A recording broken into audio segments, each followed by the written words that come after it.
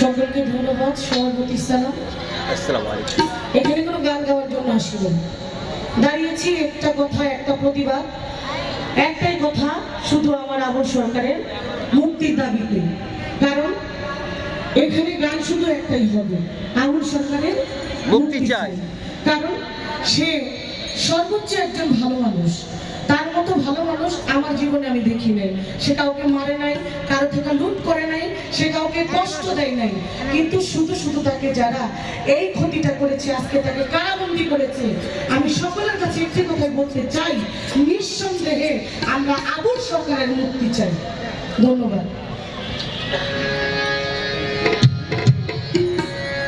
তো আমার রাসূলুল্লাহ পাক সাল্লাল্লাহু আলাইহি সাল্লামের আমি একটি গান আমার মা জননী আমার আলিয়া বেগম মা গাইতে বলেছি, আমি সেই গানটি শুরু করলাম।